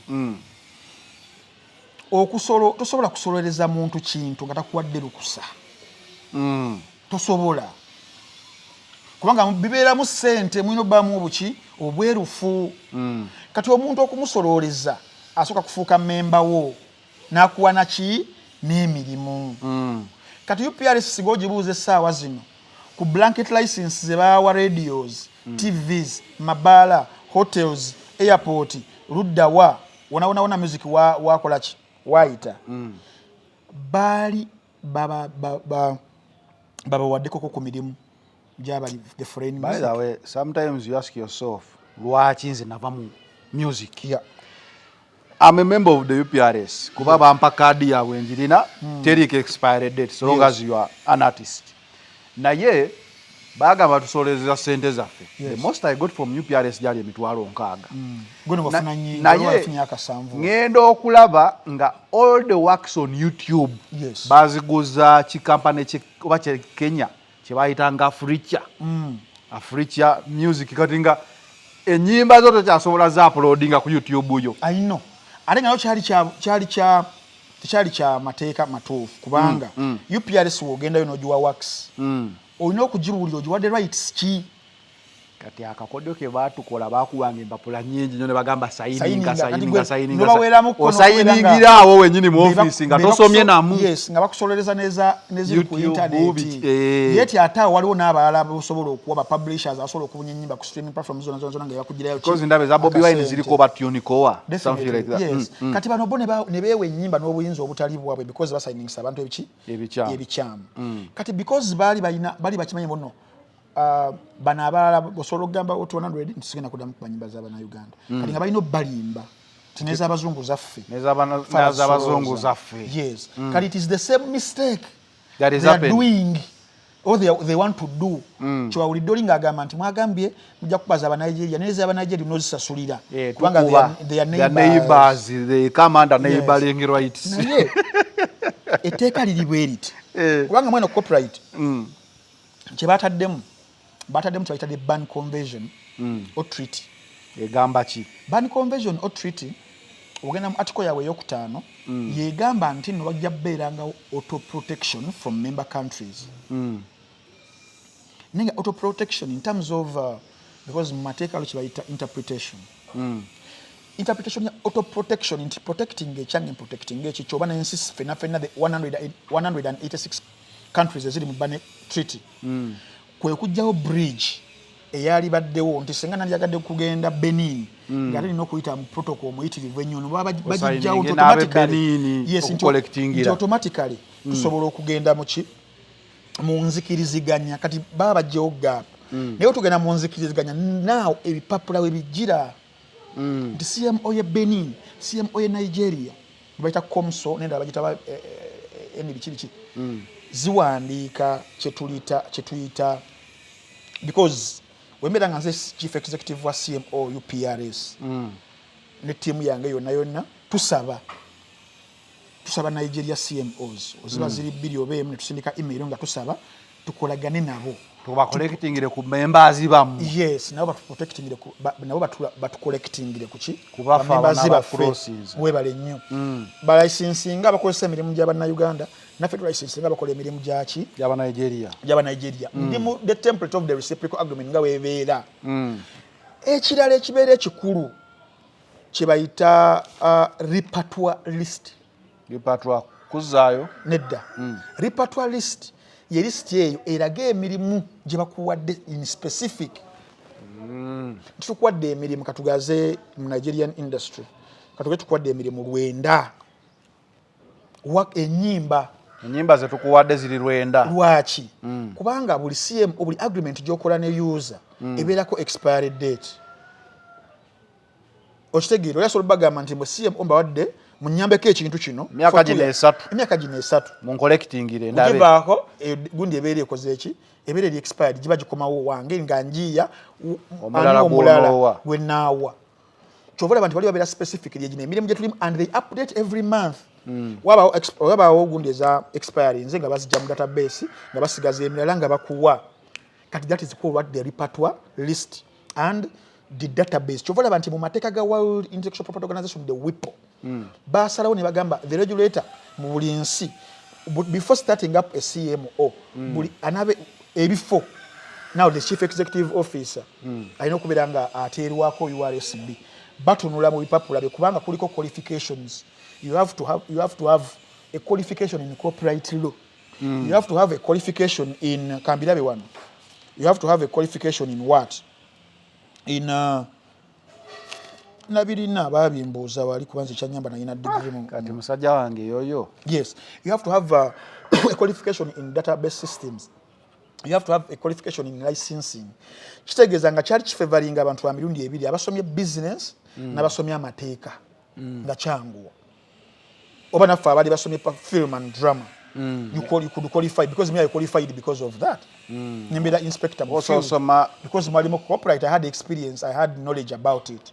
Okitegeera kati regulator URSB yakola ensobi in the first place okuteekawo abantu be yateekawo nga tebalina buyigirize. Kyovola abantu agenda musenga bintu bya Uganda Airlines webale nnyo okiraba ne bakola the same mistake ku bana abaliko saawa zino wasula teyalina ebyo ne bamulwana internal external ng'akoze enuvyo ne bafuluma kati yoyo eyazzeeko simumanyi bulungi but simanyi kye yasoma obanga qualifications zezo zimubuza CEO wa UPRS azirina. I really don't know. I stand to be corrected. Ragadi ndigida. Naye okumanya abasajja mwe mujooga. Ate mujoogera ddala ate mujoogesa fujjo. Ragadi omuyimbi an artist abatyanga yakulira CMO ya film. Ayinza okuba azannya firimu mu music videos. Nedda byanjawulo. We know what a film is. We know what music is. Sebo okuteeka obusajja obunyonyo emitwe mu musenyu. Golooza bo baali basiru okuteekawo CMO ya film ne ya music. Of course. They knew that videos will be there bajazanyina but it is different from film. Kati Ragadi abeetanga yatukulira fene waffe. Ragadi yasoma kinga avudde ekitovu. Teyajja mu ndongo wano anaki yeyongerako awo. Tomanya ayinza okuba yakolayo. I stand to be corrected. But now we need to look at those qualifications of what? Of those people. Kakati, bano bannaffe badega mu ban conversion. Auto protection ne bagyekwekamu. But auto protection kubulidde interpretation yayo. N'ekyokubiri, even if it was not the interpretation, kali kangamenze mukyama, simanyi interpretation yayo. Auto protection does not mean auto licensing. In Bana Convention, they never allow auto licensing. They tell you to go back to the fellow CMOs and you agree on reciprocal agreements. Obokitegeera. Kati bano bwe wadde etteeka ne bewa auto protection ne bewa auto licensing. Okitegeera. Ebintu bino. Yes. Tebirabike ngafe abalwanyisa ba artists. No, because we are also artists. Yeah, most of because now the copyright abayimbi mwajiwambye yammwe kale. Ate ya art. Ya fenna. Sina ba artists bokka. Ya creation. Yes, thank you so much. Nemba nkede ne creating a trademark. Yes. Olaba ene ya Lugave. Zi logo bichiweziti. Logo. Nenji creating nenga nenji register ku URSB. Mbanji inako copyright. Singanji labanga gwe sekanjako habo aluso koyesezza kano. Mba nkusiba. Nakola final channel wano. Ngendo laba wali yakoze inside channel. Ngendo okola wali yontambi channel. Yonna ziri mu sita. Because go atandika ekyo. Kati baba ino kusasula royalties. Bambe royalties zange. Tuve mu bwavu. Bwe bali nnyo.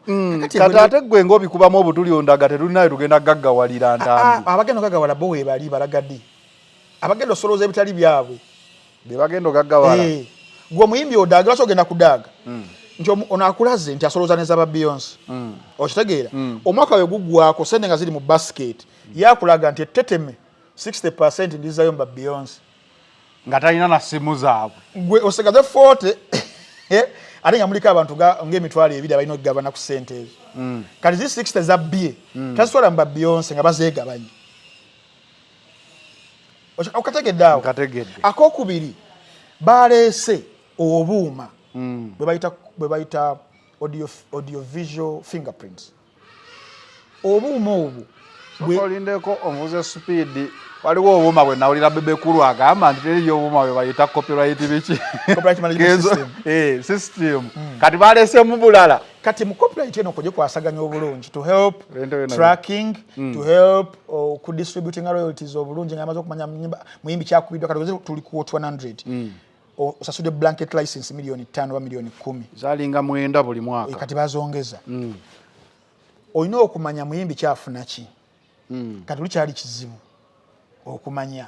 Nga tebaliwo tracking anti kamilioni bamukubenye emirundi 227 kapeke bamukuba gumu. Nga tekisoboka. Era n'engeri gye badistributinga mu sente yali ya kifere ya kiyayi kibakuwa kyogera nakyo tokola ki? Tobuuza. Asajja balina akakodyo basooka kuwa baasa ne bakuba ekifaananyi. Ekiraga nti you have received kati omala ng'otwala ali ku side n'oggula sangamu ekyabiri. Naye kati ffe twali tuli mabega. Naye mu nsi endala they had what they call copyright management system, how they managed that. Nga bafuna obuuma obusobola okutrackinga be bawa radios ne TVs.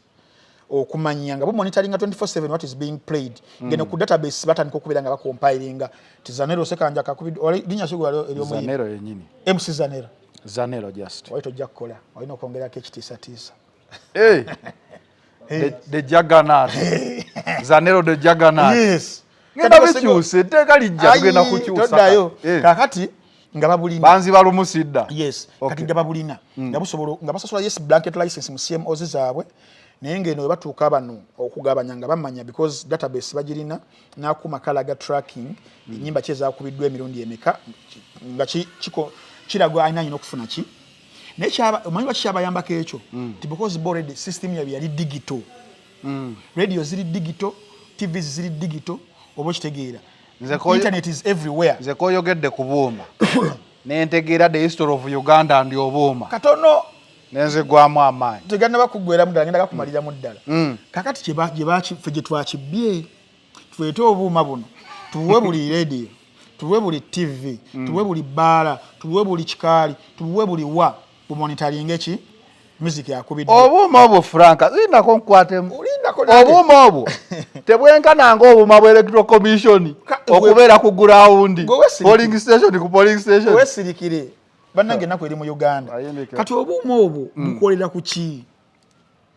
bukolera ku kisebo bwasola bukolera ku internet ba internet yes opulaginga wali masanyalaze obono ka charginga kimanyi bwe baleese kubanga okumanya mu bintu bya kibbi ani yabuguze bintu bya kibbi mukuyise teeka eryo mukuli discussinga tebali na muuni na gumu basaba kumako bakalabeko ninga it is a very big instrument and tool ebali bayise teeka lya 26 baleeta mu parliament nga bali mu kudiscussinga the bandroll egenda okubeera ku CD egenda okubeera nga tracking nga otakisanga ku CD eyo CD ebeera duplicate bagireeta kuguno omulundi nga tuli mu advanced waise emyaka 20 akuma tebakaayitako mu parliament oba kali digital bagidda kuba ka hardware kadinga wolaba wano bakateeka mu system equipment kaniko okumyansa nedda twabuyitanga waliwo akuma ketukozesa software bamuyitanga radio 5 webali okuba obulango n'ennyimba na biki kaba kamyansanga flash keko kebageno leeta kati kugamba modo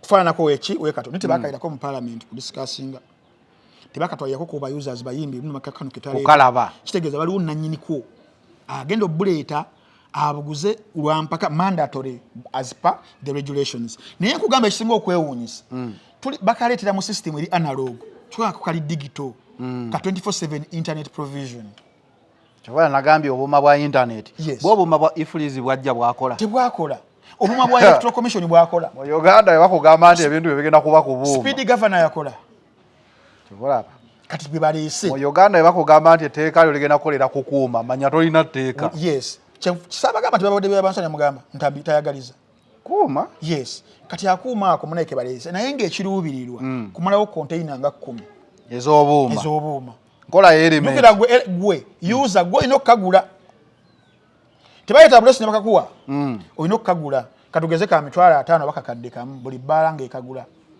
buli radio ng'ekagula awo sente meka kubeera mukali chule tulabe sente zigenda okugenda akuuma ako we mmala okukagula nze nsalawo wenkateekako ne wenkajja mu masanyalaze anti bwe obuzibu ndi effectiveness yako tegenda kukola kubanga nze bakampa nsobola okusalawo nenka pluckinga out nenzanyisa flash nenzanyisa whichever kyenjagala kama tagenda kubala whether radio whether DJ whether katika mugaso kyo guba gusigalidde akuuma kutonda bo ma container zigwewo kigwe tenda y'obuuma waki tebagituwa tuba twegase ku babbi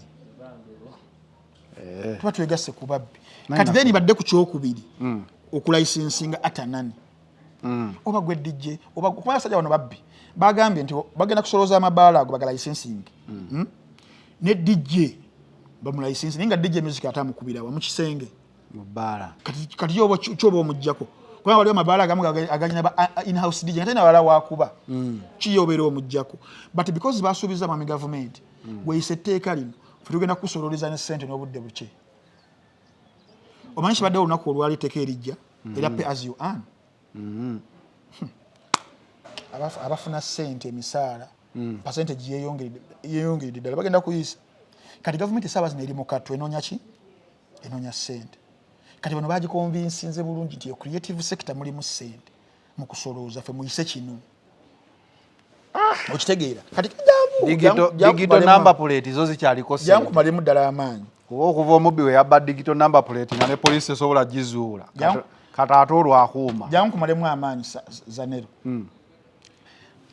waliwo UPRS ye UK gye bayita PRS nerinnya twaliko peeyo Performers Rights Society ye UK it is the one of their CMOs is major. Bayina obulala intermediaries. Mu America bayina CMO gye bayita ASCAP, which is the main. Bayina BMI, bayina SESAC, bayina Global Music Rights, bayina PRO Music Rights, bayina All Tract n'endala. Teri emu. Kati baliwo mbeera nga UPRS esobola okufuna reciprocal agreements ne bano bonna. Kubanga bateekawo transparency gundi yaabwe nti kyenkuwa kyompa. The numbers will be overwhelming. Uliriza kyenkuwa kyokola ki? That is the name. That is the English name of reciprocal. We reciprocate. No gubera mukwano. Sola kwagala mukazi nga the love doesn't reciprocate. Naza musika mirembe bedding. Okitegeera. Ante yayinza okuba ku bed cover. Nga muwe kitanda. Era that is the reciprocal. Ompankuwe. Mubanga bali mu butter trade. Kakati CMOs zino lwaki zaasalawo ne zeesonyiwa African CMOs. Abantu temagala kusoma. Lwaki bazeesonyiwa? Tebali transparent. Amafirika n'amazima. N'amazima. Jukira muliringa mbyase. Tetutera nnyo kwatagana ng'Abafirika n'amazima. Kakati amazima ga ssente bwe buki? Bwe buzibu. Omufirika ne yamugamba bwe creating a database eri public.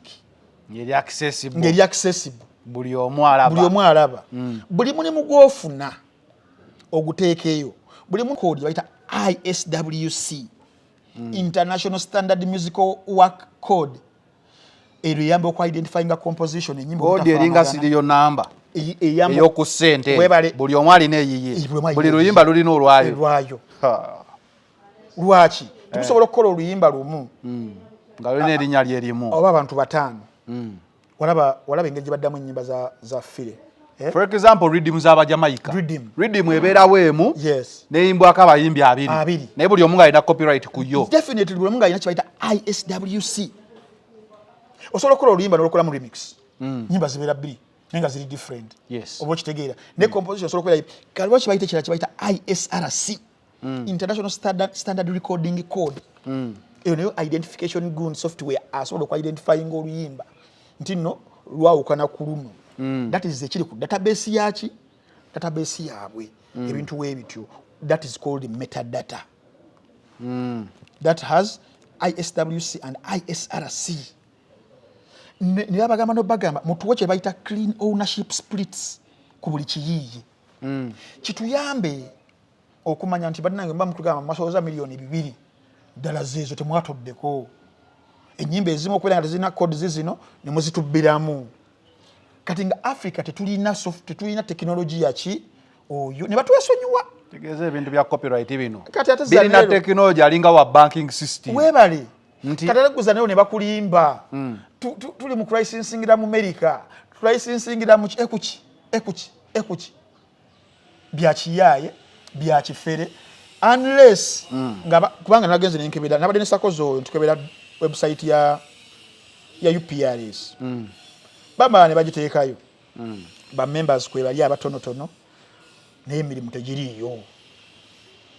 Okitegeera emirimu girina okubeera gyonna we bakujjako egimu ng'oddamu deductinga egibagize enkya.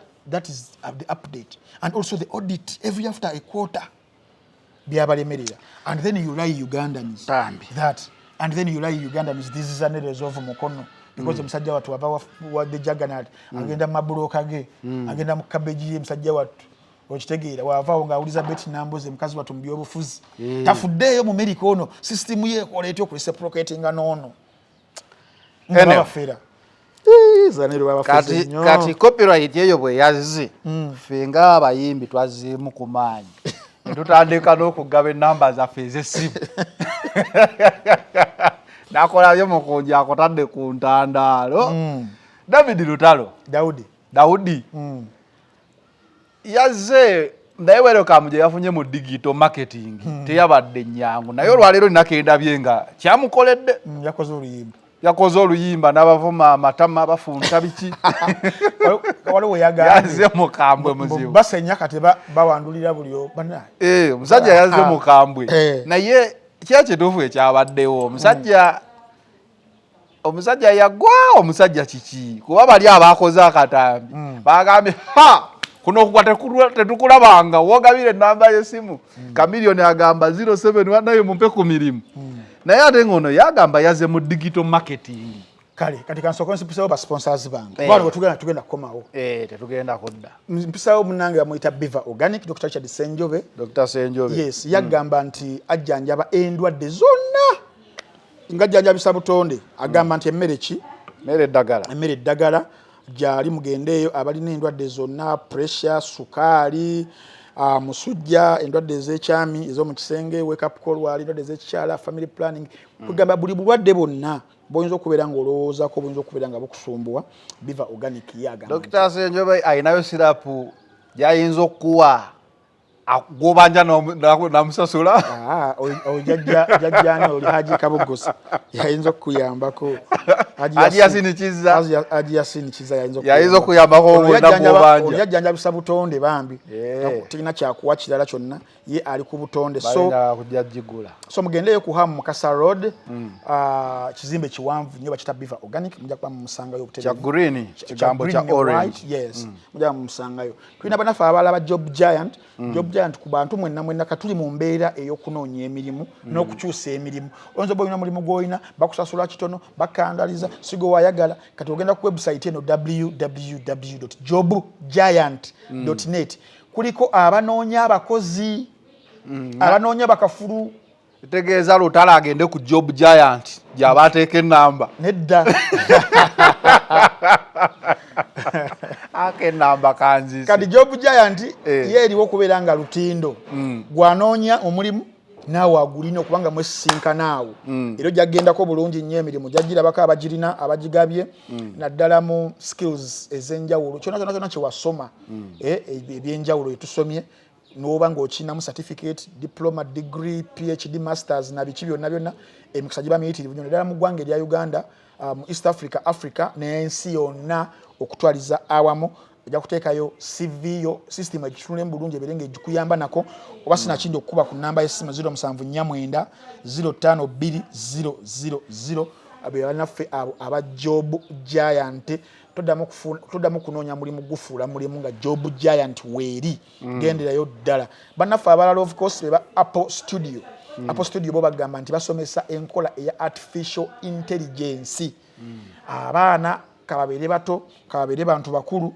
nimbeera nga musomera ddala artificial intelligence tulina bannaffe abatikkiddwa degree mu mirimu egy'enjawulo naye ogenda okulaba kati nga demand z'emirimu zeeyongeddeko okubeera ng'omanyi ku AI engeri gy'ogikozesa mu mulimu gwo embeera nebeera nga ekutambulira bulungi bakubire ku namba 0772 666 embeera ekutambulira bulungi nnyo basanga basaidizawo ekawempe abasembayo be bannaffe aba Muno Watch basinema yes Muno Watch basinema ku mitwalo 3 egya Uganda buli mwezi ku mitimbagano gyonna ku masimu kwetuli ne ku website www.munowatch.com ne ku TV gendo tekemu web.munowatch.com now Vijay Junior aina ka film ke yakoze ke bayita This is not a test kino si kigezo abantu abanyumira filimu nga bizombi birumbye nga mulina okusurvivinga but under pressure okulwanisa bizombi zebyo this is that movie njo ino kubeera ngolaba ku Muno Watch ekuliddwamu Olivia Holt mujukire mu film nga Heart Eyes Froy Gutierrez ne yazze mujukire mu film nga The Strangers sako ne Luke McFarlane azenga Mr. Baxter mujukire mu film nga Bros so oba walaba film zino wamanga film nga Train to Busan eyo eyekikole ya Gongyo ne Jangyo Mi ne The Girl with All the Gifts eya Sunny Nanua ne Graham Atherton ne Zombieland eya Jesse Eisenberg ne Emma Stone sako ne 20 days later ya Cillian Murphy ne Outbreak Infected Outbreak eja kubire kuyumira ne oba walaba I Am a Legend ya Will Smith ne mutabani we this is one of the movies egenda okunyumira mu Vijay Junior bagiyise This is not a test si kigezo genda oberenga ogiraba ku side zaawo yes lutalo bagundi bamanya abeka band abeka mbamanya abeka band abeka band ye band esinga mu Uganda esaawa zino pages ne team yona nga weeri Alan Bani ona bass guitar ona bass saxophone ona bachi abasajja abo batukubye show nako olwajjo sayidi zaawo ku David ate bulina kwenda bakubira kati nga Billy May bali wano ku Ndere Center abeka balinawo concert muberenga mwetegeka milioni 3 table okulaba 3.5 ng'olingira abaana abo bakuba bandi esinga saba zonna mu Uganda wanga mangu tugambe ebiri ku 5 kuba otangira milioni 3 fa abamu ku mbeera gye tulimu oyinza otumala ama kati ensi yonna egambe they can't wait for abeka band 2nd May 2026 copyright ebakwate akakati ate abo rights ndala nazo baba balina kufuna kuba bafuna neighboring rights kati abo oba neighbors era gundi badde basoloza UPRS mu bumenyi bw'amateeka naye bijja kumala byeterezi mu ngeri ekyo so badde ngamba ani Lutalo yes wadde mbuze ekibuzo ekikulu Lutalo ali mu lutalo oba yaleese marketing stand empya ku digital market oba n'okusinza bwe yayimbye oluyimba yabadde ayomba alaga waliwo abantu 21 abamulwanyisa abamugobye ku ndongo ye Uganda. Newton's third law of motion. Si egamba nti for every action equals to reaction, an equal or opposite reaction. Yeah. Nze ndowooza kyabuntu omuntu okunyiiga wabeera ng'anyigiriziddwa waba tanyigiriziddwa waba anyiiza omumukweshoninga naye singa zanero mbeera wano nga noŋŋamba naye ntambinga ogundi yakolede video sometimes osobola okusirika but sometimes ndowooza abantu ffenna mu butonde tulina kye tuyita breaking point n'okuzaayokko waliwo breaking point nga tokyakyebeera abantu abakyebeera be batono naye ate mu kukyebeera kyabwe tumanyi kyabwe badiiringa nakyo internally, psychologically, emotionally eri naye ate osanga bano abazzazza nga tebikyamulya kuba naye amanya azzaayo so babeera equal. Lutalo attacks ze yafuna ku bantu ab'enjawulo abamulumba simanyi kwe zaava nga nze omuntu omu yali anoonya kalimu ku Job Giant n'agaba ku namba. Yes. Kati simanyi ogufuukira musango anti oli yagamba nti ono baali b'amaanyi nga tubatya naye olaba asomye ennamba ndowooza bamutuusiza we bamwagala kati naye n'areactinga mu ngeri yakubakuba muziki nakubavuma funtantama so bangi ndowooza bareactinga obulala ku nsonga eyo abamu ndowooza n'okumuvuma ne bamuvuma abamu n'okumugamba nti yagwa and all that ndowooza kyobola yakomyewo mu full force abeere ng'akola ki ng'abaddamu naye nze mba njagala nnyo nengenda ku the substance ekinyusi kye mba njagala okufaako ennyo bino ebirala ebiri personal saagala nnyo bigendamu ani yavumya ani ki saagala so muli ndowooza one nti tulina weakness mu management ez'abayimbi baffe waliwo omuyimbi omu omuyimbi we yakoze ensobi awo owa copyright neighboring rights neighboring countries netumutereeza omuyimbi n'avaayo n'ambulookinga lwakuba namutereezeza nadde ndi awo ate nga ne manager we naye avuddeyo ali mu kutuvuma naye nga ate manager balirowooza nti alina back damage control kugezaako omuyimbi wange asoobaganye nani mbeere nga nsobola okubaza because at the end of the day you cannot be at one extreme end with go managing walina obbaawo to sober up but emusobola kubeera nga mwena emotionally muli corrupt so tulina obuzibu mu professionalism ey'abayimbi kutwaliza awamu David Lutalo y'omu ku bayimbi nze mu bitabo byange omulungi ennyo no one doubts his talent kuyimba mu kuwandiika mu nnyimba zakubye n'ebbanga lyaludde mu ndongo ng'akyali this relevant okitegeera naye mu management yafunamu obuzibu management wafuna obuzibu because nawidde ayogera ne kubamu ku bamanagers abaagenda nti n'okuluka olunaku olwaleero mulimu abakyafuna ssente mu linnya lye ng'essimu bawaayo zaabwe ssente zigenda nafaultinga ku bookings here and there apeyalinze ku share no so wabeerawo obuzibu kati weyabadde ku live eyo gye yabaddeko debate weyatandikidde oli n'amubuuza kati ayagala okubookinga olwakuba ennamba ki that is the genesis of okugaba ennamba clip kano ng'atandika kwogera abagala okumbookinga 07 erawo ke basaze ne ka video yabadde akakutte bubi nnyo Webale. ng'alinga atali superstar omuyimbi yeekwese mu kinnya akoza atya emboozi gyetandikira eri waliwo yadde acomplaininga nti bannaye twakubookinga wano otalabika musajja gwe bannange namugamba ate waziwani nti waliwo enamba eno mukazi n'agisoma kati munanga akwagala abeere nga akuba namba ki nti n'atandika ayagala ina okumbuukinga kuba ku namba eno n'asoma ennamba eya management empya okitegeera kati awo ndowooza obuzibu bwakoze eki bwe bwavudde abakitutte obubi mbu nno yaggwa sitaasaba ate ennamba but it was partly for clarity nti bannange kiri mu kiveeko nga mama Fina babadde nga avaayo nga baliwo babbira mu linnya li n'awaayo nnamba nti ayagala mama Fina okumuwuliza kuba ku nnamba eno yokka gye nkozesa kati tutegedde genesis y'okugaba ennamba nti yabadde ku live kavidiyo ko kalaga nti yabadde nga atali sita ate sita yaba atya sita alina bw'alina okubeera ntambi owa Uganda wa TikTok sebo olutalo si sita wa Uganda wa East Africa platforms zizo nazo dojo zegendereza wabeerawo what you have to do on such a platform TikTok Twitter oba X Facebook Instagram TV anti ndimo kunyonyola nzize wembandi ku the final channel how I compose myself is totally different from how I compose myself when I'm with Shalom and Kasuko on Sunday Nation. Is far different from how I can compose myself when I'm on a TikTok live. When you're on mainstream TV. Definitely. Ngandi ku mainstream TV. Kati platform nga ya TikTok ebisere ebisingana bona abaliko jobe gendereze. It isn't like the platform kojja to boast around to show stardom and all that bakadama bajja kuvuma. Olina okufaana na platform kwokoze eki ogenze teri nnyo basirias biba bibooziboza and all that so sagala tumufaultingirawo nti no yabadde atunula nga atali sita kwe platform singa yabadde ku TV najja nga ali messed up tasanyiridde enviiri ali mu vesti you would have said man why would someone come on a TV dressed like this maybe it would have raised alarm but for that those to excusing tumuleke but also for him ate kati bato gyagamba there 20 people plus one their leader 21 people abamulemeseze endongo eno I don't know who are those because bamu pressings ayogere twagala kubamanya ababiri bomu nange njabela musanyufu okubamanya tubeere nga tusobola obagamba konti lutalo mumuleke but me I believe nti buli artist nga oli mu kalibange ya lutalo you expect antagonists abagenda okulwana olaba naffe ku level yaffe tono gye tuliko wano tuli mawulire gano but in time nsobola okumanya mu mutwe gwange ne mmanya oba mutima gwange nti oyo n'oyo